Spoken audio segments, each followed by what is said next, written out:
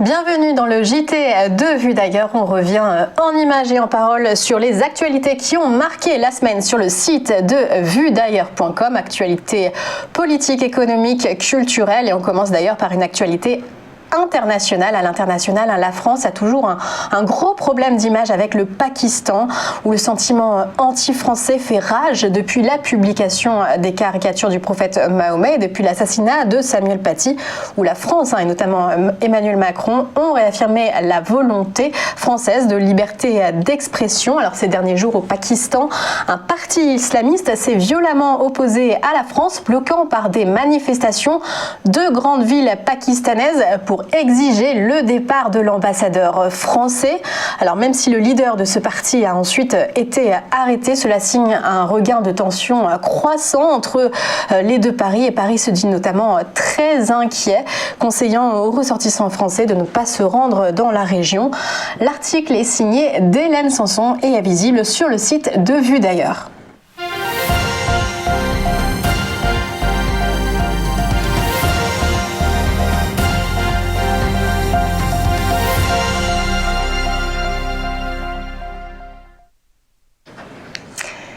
Et actualité française à présent, actualité historique, puisque le 5 mai prochain, nous fêterons l'anniversaire de la mort de Napoléon Ier, le 200e anniversaire de sa mort en exil à Sainte-Hélène.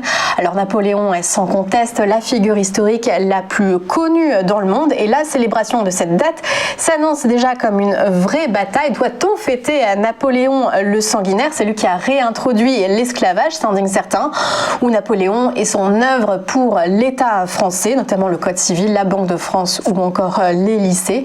Alors l'Élysée célébrera bien le 5 mai prochain, a précisé un communiqué, et tentera de faire preuve de pédagogie en expliquant l'héritage un peu complexe de l'empereur, nombreux mais complexe, en soulignant à la fois ses aspects positifs mais sans en éluder les côtés les plus sombres. Rendez-vous donc le 5 mai prochain pour le bicentenaire, et on continue de parler de Napoléon, d'histoire tout de suite dans le JT avec l'interview de Vue d'ailleurs.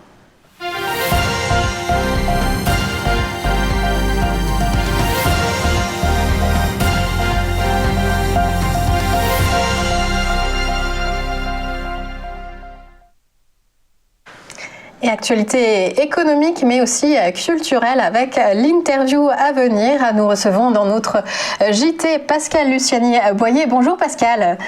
Bonjour. Vous êtes directrice du château de la Tour-Landry. Alors faites-nous voyager, faites-nous rêver, décrivez-nous un peu ce château, son environnement. Qu'est-ce qu'on peut y découvrir ? Eh bien, c'est un château qui date du Second Empire, mais son histoire démarrait même au pré-Moyen-Âge. Second Empire avec Napoléon III, ce coup-ci, alors le successeur de Napoléon Ier. Et c'est dans ce château que vous allez pouvoir voyager dans l'histoire, mais également dans la nature. Alors aujourd'hui, quelle est l'activité touristique du château ? Est-ce qu'il est fermé, j'imagine ? Oui. Alors il est fermé pour la partie muséum, donc raconter l'histoire, ça c'est plus possible. C'est fermé pour tout ce qui est événements. C'est normalement ouvert pour l'hébergement, mais comme il n'y a pas de restauration possible, il n'y a plus personne qui vient. Donc en réalité, ça fait 2 mois maintenant qu'on n'a pas vu un client.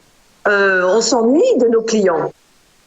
Alors justement, comment continuez-vous d'exister ? Quelles sont les innovations que vous avez pu proposer pendant cette période de fermeture ? Est-ce que vous avez réfléchi à de nouvelles choses ? Bien sûr.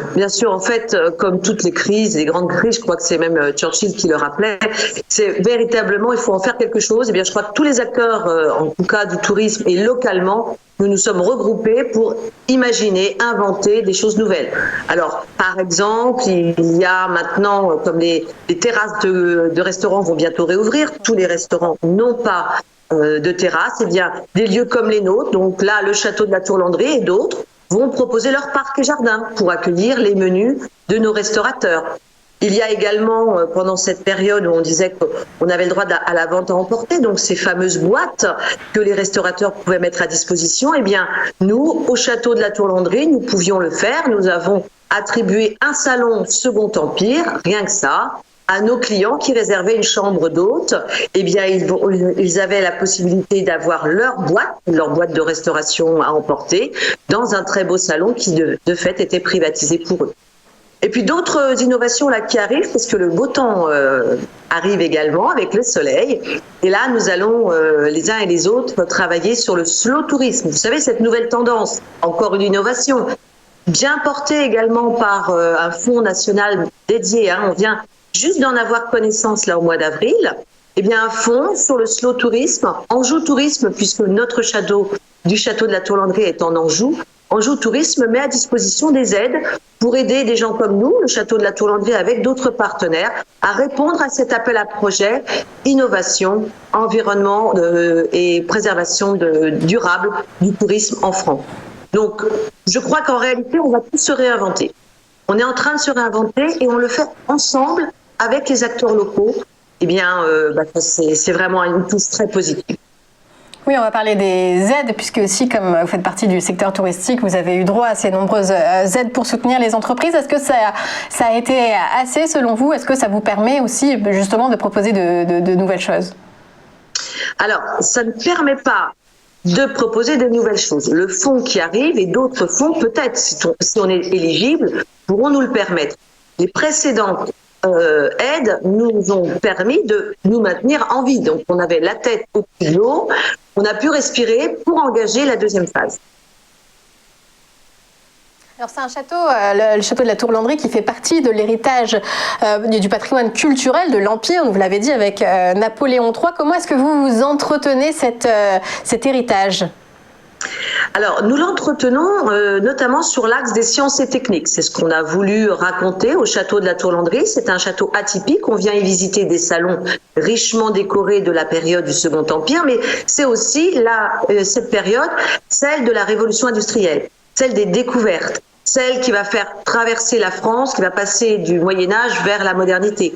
Donc on raconte les sciences et techniques au château de la Tourlandrie. Il y a une très belle conférence qui dure pratiquement 2 heures maintenant et qui permet de voyager dans le temps et dans les sciences. Et la dernière nouveauté là pour cet été, c'est les sciences botaniques, puisqu'on s'inscrit dans ce tourisme durable.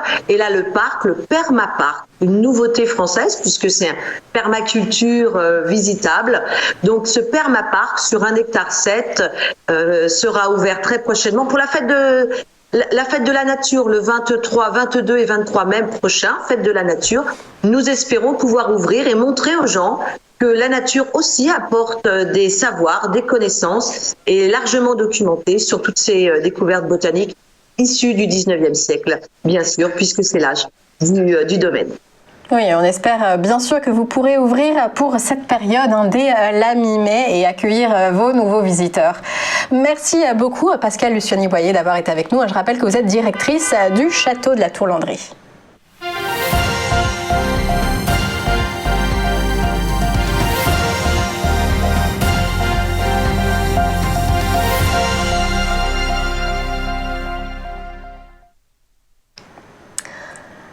Enfin, on termine ce journal par une page culturelle et vintage aujourd'hui parce qu'il est question de disques vinyles. Et oui, avec le succès du marché de la musique en cette année de confinement, le marché était en croissance de 7% en 2020, mais la surprise est venue des disques vinyles qui sont revenus sur le devant de la scène. Ils sont même de nouveau entrés en production. Ça se passe notamment en Espagne, dans une usine près de Madrid. Alors, les mélomanes sont ravis puisqu'ils retrouvent la beauté et la profondeur du son d'antan, avec une usine qui peut produire jusqu'à 3000 unités de disques par jour. Donc, une musique à écouter sans modération, les disques vinyles. C'est la fin de ce JT de Vue d'ailleurs qui reviendra vendredi prochain. En attendant, passez une très belle semaine.